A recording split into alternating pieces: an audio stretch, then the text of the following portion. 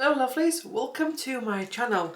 So this is going to be one of the videos that I talked about where I said once a week we'll sit down amongst the daily videos that we do, and for one day a week will be a deep dive into one area of spirituality, shamanism, life, tarot, whatever comes up, whatever I feel like talking, whatever's discussed in the comment section.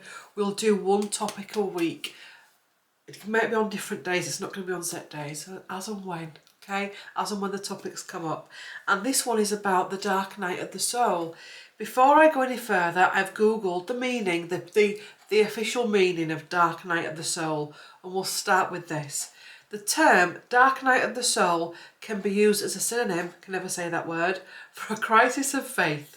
More generally, it is used informally to describe an extremely painful and difficult period in one's life. This crisis may endure for a long time. And I'm just going to put my phone on charge because it's about to die. Oh, we are professional on this channel, not. So, dark night of the soul, I think everyone who walks a human path.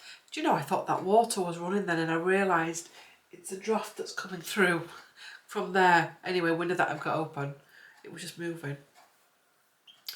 Dark night of the soul, everyone who walks a human path will at some point experience a dark night of the soul event. Many people will have many during their life, during their incarnation, and sometimes we won't even sometimes we don't even realise we're having them. Especially when we've got used to it. Sometimes we can get used to feeling a certain way, the good, the bad and the ugly. When I was thinking about this video with my guides the other day, they showed me this analogy. If you put your hand into the fire, oh, it burns. If you cut your finger with a knife, it hurts. Something happens to get our attention, to bring our hand away from it. If you get, I don't know, drop something on your foot, something happens to pull that part of the body away from it. It's the same with the soul. This is what my guide said to me. It's the same with the soul. So when the soul is going through a pain or a trauma, something comes in to get your attention, to take you away from something. Okay? And I thought that was a really interesting description, meaning, analogy. That something is coming in to grab your attention in some ways, in a big way. I'm also being told as well that a dark night of the soul can be something that can last weeks, months, years, decades. That the more that we don't listen to our heart's desire, our soul's desire, let's go deeper than heart's desire, because if the heart's damaged or the heart's feeling vulnerable, that can lead you into some strange energy. Because they always say, don't they, follow your heart. But if the heart's ill, anyway, maybe another video there. Write it on your list, Claire. Bring in more than one video into a video. Tangent. Anyway, cheers, water. That group healing we've just done. Yesterday was a purge. I was rocking on the toilet. Anyway, enough of that. And I'm sniffing as well today because that's part of the purge. Anyway. It's nature's way of grabbing your attention because we're living in a way that our soul cannot bear. Also as well, dark night of the soul is a teaching moment. It's a waking up moment. It's a teaching moment. It's an enlightening moment. It's a grab your attention painfully or quick moment. It's the oi, oi, have you forgotten what we said pre-incarnation? Have you forgotten what joy is? Have you forgotten what expansion is? Have you forgotten what freedom is? Have you forgotten what light is? Everybody that walks this planet will have at least one, and many, in fact many, I'm hearing that many. And it's your soul's way of getting your attention, to wake up to making changes in your life. And dark night of the soul can come in via someone's actions, someone's deeds to you. It can come in if you find something out, if you're the victim of abuse, or it can come in via anything, via losing track of your life, losing track of your sense of self. It's your wake-up call for healing. It's your wake-up call to get help. It's your wake-up call as well that you're in a situation that's not right for you. So maybe you've got someone in a relationship that's narcissistic or abusive in some other way, and they will have many wake-up calls to try to grab their attention, to let them just look at that. And what do we do as humans? We put our head down and we soldier on, because we're programmed to soldier on. We're programmed to best foot forward it. And there is a time for best foot forward. Best foot forward is a great thing to have, and a great ability to have as a human, to be able to go forward. But best foot forward, when it's to ignore our pain or our trauma, is something that needs to be looked at and brought attention to. A dark night of the soul can also be something that we've done. We may have done something to someone, said something to someone, and the repercussions of that can be profound. Maybe you've had an affair, maybe you've attacked someone, maybe you've stolen something, maybe you've spread some hurtful... You've done something. We've all done something in an act of shadow moment, or an act of ego or guilty pleasure. Let's explore, let's jump down now in this video into those energies into the sunken energies where we've done crazy stuff, because everybody has at some point. And maybe you go through a shift or a change, or as you get older, you look back at that and you're like, oh God, that was horrible. And that can bring up a mini dark night of the soul. So dark night of the soul is a complex subject.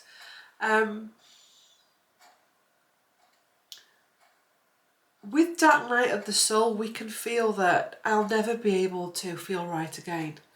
I'll never be able to be right again. I'll never be able to go back there again. I'll never be accepted by the light. I mean, back in the olden days,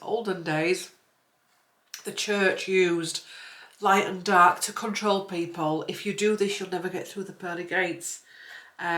That is one of the reasons why you will find many ghosts are Victorian or Edwardian, because they're scared to transition because of the things they were taught in society, that, you know, those without sin, and if you've committed sin. And the truth is, everyone has. So rather than face the pearly gates, they don't, they stay earthbound. So it's important to realise that no matter what you've done, what you've gone through, what's happened to you, the good, the bad, the downright ugly, you can still embody and embrace light. You can still embody and embrace enlightenment. You can still embody and embrace wisdom. We know on this channel we've channeled some of you. I've actually put them on private at the minute.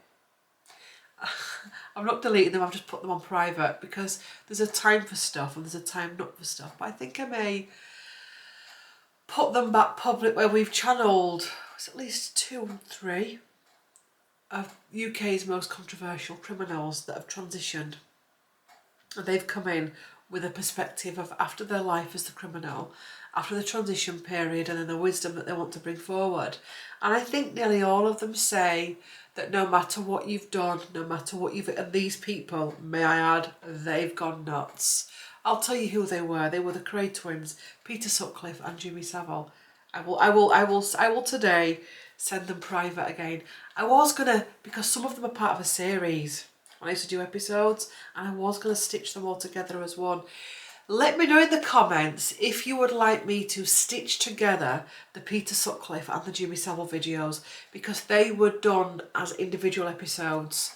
If you want me to do that, I will stitch them together in the software, editing software that we've now got, and put them out as one. If that would be easier for you to watch it than doing episodes, let me know in the comments. I think I've deleted them because there's a lot of controversy going on in the minute on YouTube, and a lot of dark stuff out there, and a lot of people are feeling it. And people come across channeling Peter Sutcliffe. What game are you on? challenging me. So, well, what game are you on? It can be hard as a reader to deal with it, although I've not come across much of that. They're not ghoulish. They're not tripped down ghoulish lane. They're not, did you do this? Did you say that? They're none of that. It's about what can you bring to the table after your transition from living a dark incarnation to where you are now. And they're very good. And many people have said how they have helped them. So if you want me to put them in one video of Peter Sutcliffe and one of Jimmy, let me know in the comments. Anyway, stop saying that word over and over again, otherwise I'll get wrist slapped off YouTube. Rightly so. Anyway, so Dark Night of the Soul, anything we've done, anything we've said, we can survive and go beyond it.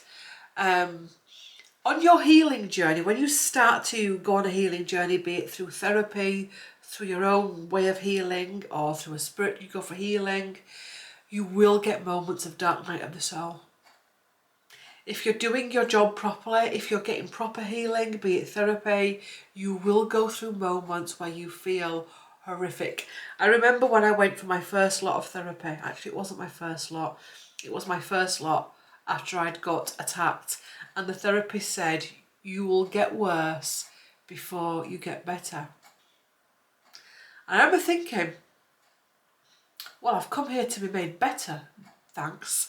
So while I don't want to feel worse than what I feel now, because I feel horrific now, and I understand now in hindsight what she meant, because it's part of the purge, it's part of having to look at ourselves, our society, our background, our upbringing, and all of that comes up on the healing journey numerous times, the good, the bad and the ugly. And it can be extremely painful. It can make you feel like, I cannot do this anymore. I cannot have another therapy session. I am rocking in tears. I can't stand another thought of another Reiki session or a shamanic session, or I don't know, whatever session you've had with someone. I can't do it because my body hurts, my mind hurts, I'm shaking, I've got diarrhea, I'm vomiting.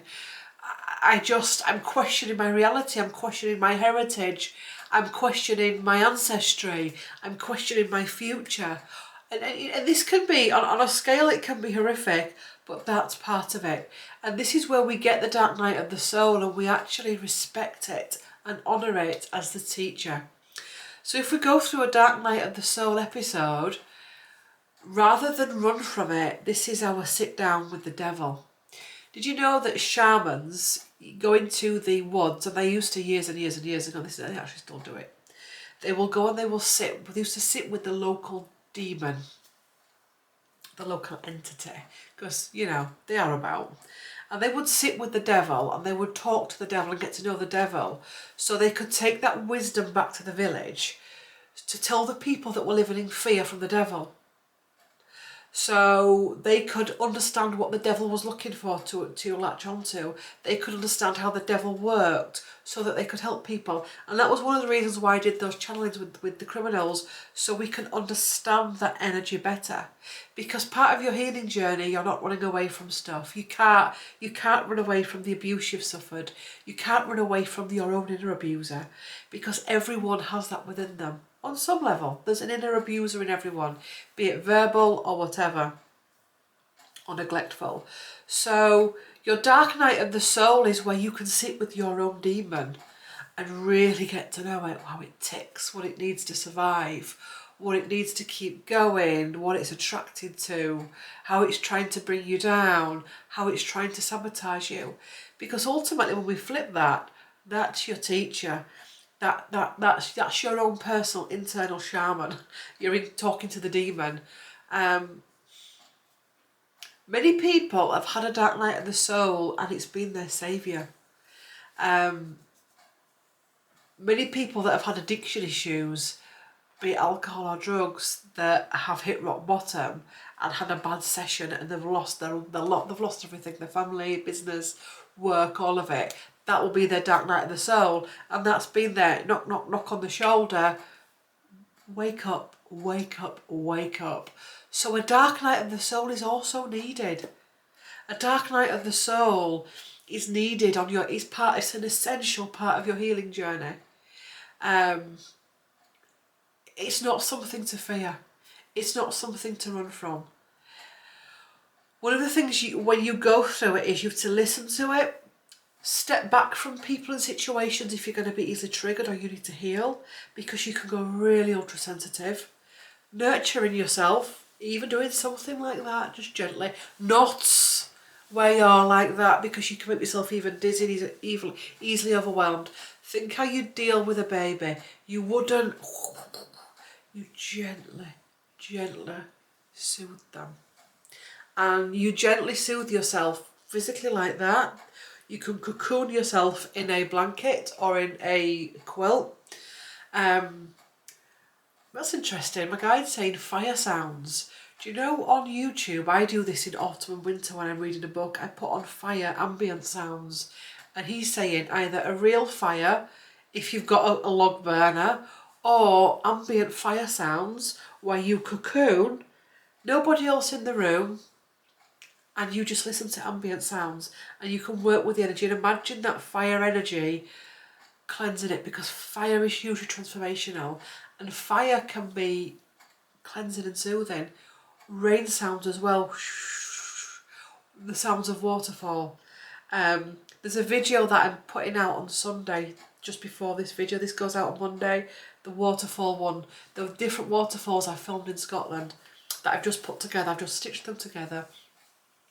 You could use that. It's only a short video. I am planning over time to do longer stuff like that. More meditative videos, Reiki videos again on this channel. Bear with me because I'm back showing more interest in this channel than I have been. So we'll get tarot scopes on a month. The daily reads as and when I can. These deep dives once a week. They will include at some point channelings, but they do take time too. It's going to take time. Reikis for different things. All kinds of things are coming, so please be patient, because it'll take some time to get the momentum going again and get it all penciled in and filmed. But there's no rush. So getting therapy, talking to a therapist and being honest and finding a therapist that you can really be honest with. Healing, Reiki healing, the group healings, shamanic healing, not whilst you're in the dark night of the soul, because shamanic healing can put you in a dark night of the soul, because that can, not all the time, but it can do. It's like, you know, when you go for a ayahuasca, you could have the most amazing experience ever, or you could have one of the most scariest. It's not because it's dark or bad, it's because it's that trauma. I was actually thinking about this last night. My guide showed me some stuff about my past, and I was like, we really underestimate what we absorb on a day-to-day basis, and some of that is quite horrific stuff, even if it's not stuff that we remember. And when we go through a healing, that's got to be purged out. So if you think about filling this glass full of water, oh, look at that lipstick mark on there as well. So we fill this glass full of water, pour it in, it fills up. So imagine that is a glass full of trauma. It's not, it's water. And we say, oh, we need to take that water out. So we're going to tip it out. But it's the same sensation going in, pouring the water in, as it is to pour that water out. I can't do it now because I'll just flood my desk. That won't be clever. Do you get what I'm saying? It's like vomiting. We eat the food, it tastes delicious. Oh yes, I love that analogy. Thank you. You eat this gorgeous, delicious meal. What you don't know is you're brewing a sickness bug. Bloody hell. Oh no. So you've eaten this gorgeous meal. Your body now finds time to reject it. It wants rid of it because your body now sees it as a poison with this bug. The bug is the poison, so we need to get this poison out. So your body makes yourself sick, so your food comes back up and it's horrific and it tastes horrible. And it's horrible. How can this, you know, that went in feeling like that, come out feeling like that? It's the same with trauma. It's the same. So you could be in a narcissistic relationship with someone and all that trauma's going in, all that trauma's going in, all that trauma's going in. And then it's got to come out. So you go for healing, you go for therapy, and you can start to have shake. Have you ever come out of a therapy session and started to shake? I used to do that all the time. I'll get shivers like that, where you start to shake. And you can see your body getting rid of it, or you start to burn up and you start to sweat. That's your body purging. You can purge by your anxiety. And that can be awful if you are someone that suffers with anxiety, for your body to decide it's going to purge via anxiety. Because your body doesn't think, oh, it's okay, these trauma energies coming back up, they're just coming back up to be cleared. It doesn't. All it knows is, whoa, there's trauma energy coming up here. I must tell the human there's energy coming up, there's trauma coming up. It doesn't realise the difference between it coming in or going out. So you feel, you can feel anxious and overwhelmed when you're purging. You can have it via diarrhea, urinating, you can have it over laughter, can be a purge. Tearfulness, anger, irritability, and a lot of the time you won't realise why it's happening, and we're going to try, you try and pinpoint the trauma. All you know is that something's shifted. So dark night of the soul is interesting, isn't it? Dark night of the soul is not something to run from. It's not something to fear. It's a greatest teacher. It's something trying to grab your attention. It's a vital part of our healing journey.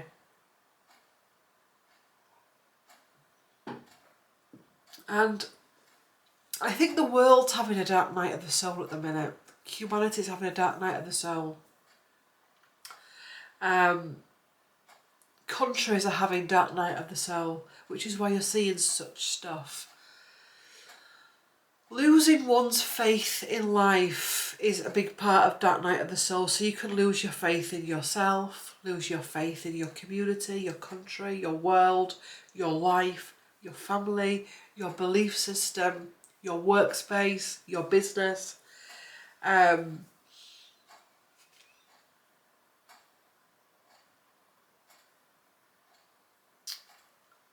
That also gives you the opportunity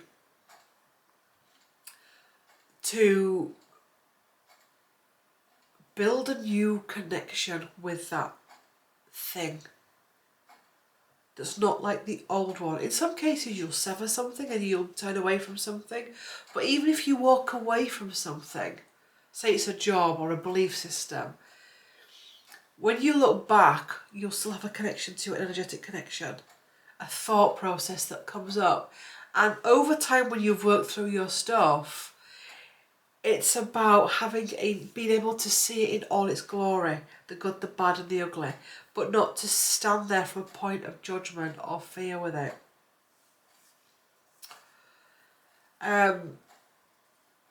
Sometimes our faith is questioned as well. Sometimes we question our faith. Questioning faith is a good thing. Questioning our belief system is a good thing, because the truth is we're changing as humans all the time, and more so now. We're going to see humans changing a lot. You're going to see you changing a lot. So what you believed in 10 years ago, you possibly may not believe now. And it can be liberating. And a test of faith can come in also as well in another angle, where to test it, it's really easy to say, I love spirituality, I love New Age spirituality, I love shamanism, I love Reiki, I love the church, or I love this, or I love it, and that's my daily routine, these are my crystals, these are my etc. But then that's really easy to stand in that belief system. But then there's a test that comes. And I'm trying to think of a simpler way to say it's you find something dark out about that belief system. That could be your test of faith to actually say, yes, that possibly does go on, but it also stands for light as well. Does that make sense? A test of resilience. It's also about, I'm also getting, it's also about humans reconnecting to their energetic backbone.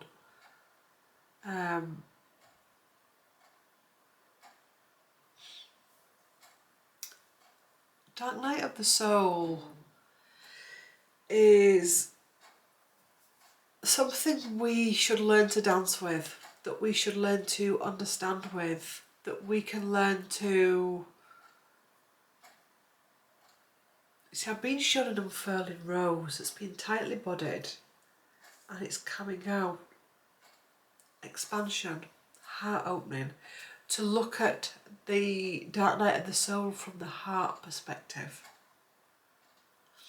Because there's other aspect of dark night of the soul can be you've done a lot of purging, a lot of stuff has come up and we just don't know what to deal with it anymore. How do I deal with this stuff? And this stuff will be individual to you. How do I get through this stuff?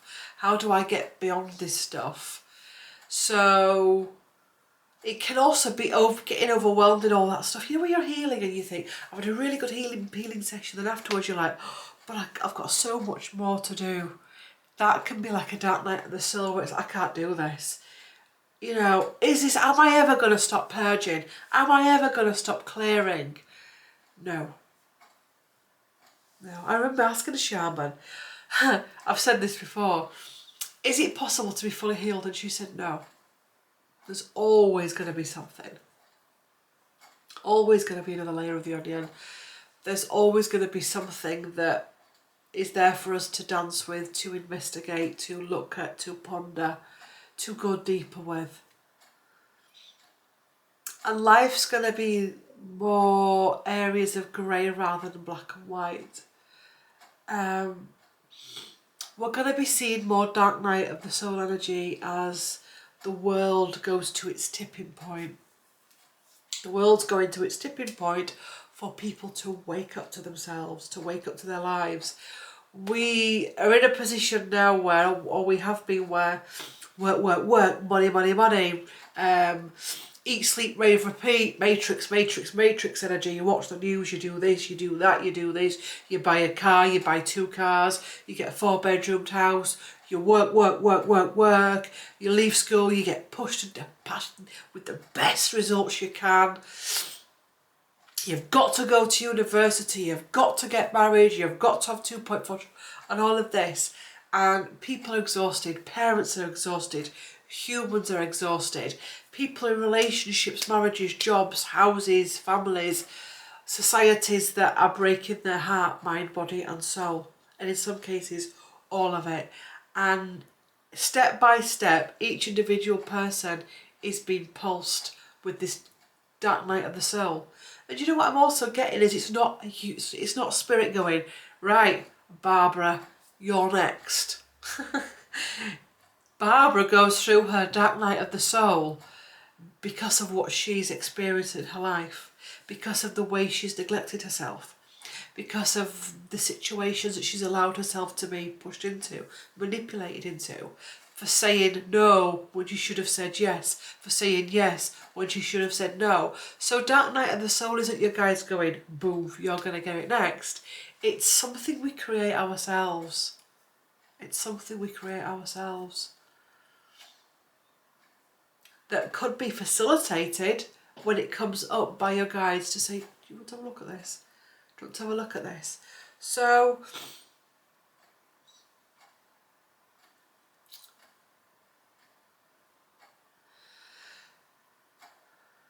flipping how we look at dark night of the soul is important going forward. Whatever you've done, whatever you've said, whatever you've felt, experienced, there is always hope. No matter how low life gets, no matter how dark it gets, no matter how painful it gets, traumatic, no matter how much you find yourself in the gutter, there is always hope. That light in every situation is always there with its hand out, and so is the dark. You get to choose. Never ever think because you've done this in your past or said this in your past, because this is going to come with a lot of people. How can I heal? How can I go to a crystal grid when I did this 10 years ago? Or I gave a baby up for adoption, or I had an affair, or whatever you've done, or I went to prison, or whatever it is you've done. Think of the crazy stuff. That's the old teaching. That's the old matrix teaching, the old control teaching. This new frequency and teaching and liberation and sovereignty that's coming on grid doesn't have space for that. So whatever you've done, said, experienced, there is always hope. Some of the greatest healers, influential speakers, guides, heroes of the planet have walked a really dark path.